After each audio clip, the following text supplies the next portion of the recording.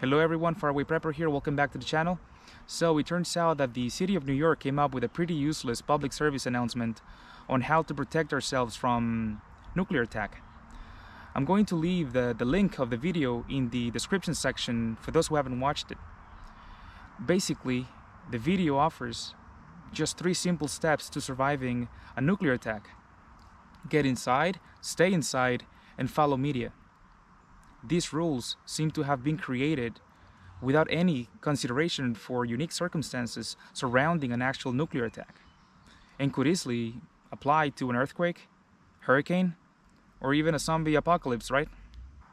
Follow media, they say, after a nuclear attack in the city, especially if the big one hits, right? There won't be electricity or media. The people in the blast area will be vaporized. And most of the people outside the blast area that manages somehow to survive will be exposed to nuclear fallout directly or indirectly.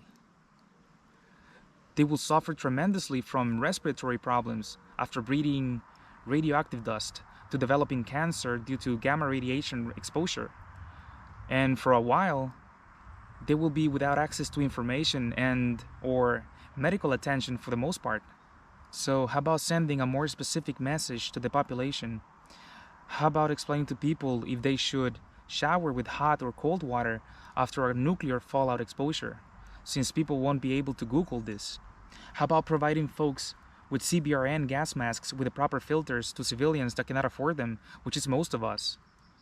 I mean, if you're serious about protecting people and ensuring public safety, you will be acting upon it, not just talking about it. How about building underground nuclear fallout shelters with enough food, water, and medical supplies, especially for people living in or near strategic targets with high population densities? I mean, governments around the world waste millions and millions of dollars, if not billions, on superfluous things, oftentimes to solve problems that they themselves have created to begin with. So why not put your money where your mouth is, so to speak, to protect people from nuclear attacks? Which is a matter of time for them to happen, right? I mean, eventually someone will push that red button, whether by greed, ego, or just by impulse, whether on this conflict or on the next ones, whether today or in 1,000 years. Nuclear war is inevitable. Our societies are just not ready for something like that. New Yorkers don't feel ready.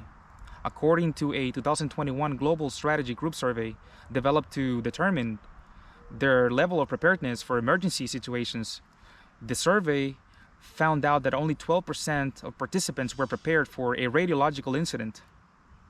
By comparison, 48% said that they were ready for a hurricane.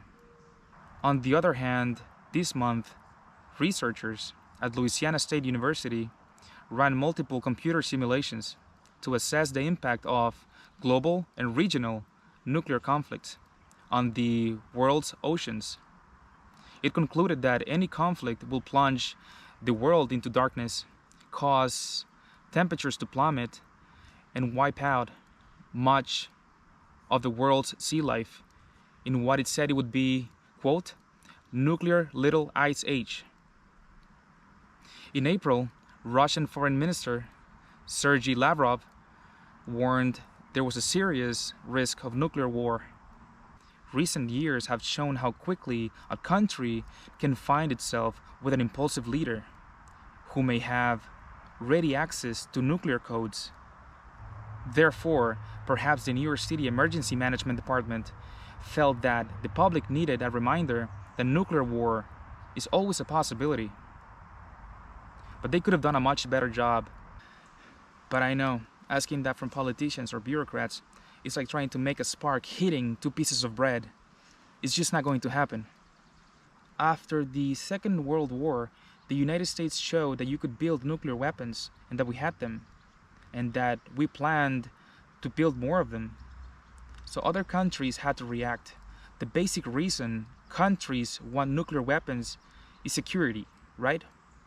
They want to stop another country from attacking them, either with nuclear weapons or with conventional weapons. And they think this is the counter. So the Soviet Union in 1945 thought it needed to act. Stalin told his scientists, get to work, we need to also develop nuclear weapons. The symmetry has been broken It must be restored. And that was the view. By 1949, the Soviets had developed their first nuclear weapon. Those countries then expanded their arsenals in this race for what they thought it was security. If the other guy was building up, then we had to build up too. And the two countries who led the pack, the United States and the Soviet Union, we went nuclear nuts in the 1950s and 60s. By the 1980s, we had 30,000 nuclear weapons. And not these puny little things that destroyed Hiroshima and Nagasaki. Now we had hydrogen weapons, fusion weapons, things that were 10, 50, 100, 1,000 times as powerful as the weapons that destroyed Hiroshima and Nagasaki. People were freaking out during the Cold War, which was a time of geopolitical tensions, but thank God it ended well on December 26, 1991. But look at us now, at the brink of nuclear exchange once again. And it's very concerning indeed. Besides the immediate destruction by nuclear blasts, the potential aftermath of a nuclear war could involve firestorms, nuclear winter, a widespread radiation sickness from fallout, and the permanent loss of much modern technology due to electromagnetic pulses. Some scientists have speculated that a thermonuclear war could result in the end of modern civilization on Earth, in part due to a long-lasting nuclear winter, which is a period of abnormal cold and darkness predicted to follow a nuclear war. In my humble opinion, I don't think that the big nuclear weapons will be used anytime soon. Knock on wood, right? I think that the worst case scenario, short-range tactical nuclear weapons might be used, but hey, we live in crazy times, right? And no one knows with certainty what will happen, since only those in charge of this mess know every single detail of what's really going on. I strongly believe that our economic situation will continue to get worse, unfortunately. I also think that the world will continue to divide into two groups, the Western Alliance versus the Eastern Alliance. And this divide will give birth to the Great War, where eventually the big toys will be used, but I don't think it will happen just yet. So take advantage of that window of opportunity to get ahead. Again, that's just my opinion, but hey, who knows really?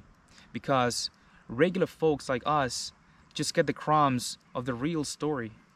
So it's hard to ruminate when you do not know all the facts. And because of that uncertainty, we must continue to prepare.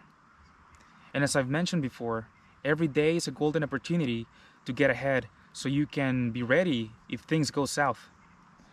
Please consider subscribing to this channel if you haven't already. Hit the like button. It really does help the channel. I also want to say thank you to those who are supporting me on Patreon. As some of you know, I'm rebuilding an old cabin in the woods from the 1800s. I'm going to leave the link in the description section down below for those who wish to help. Every little bit helps, so thank you for that.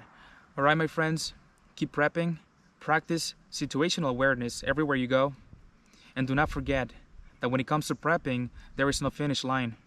God bless you all, and I'll see you in the next one. Faraway Prepper out.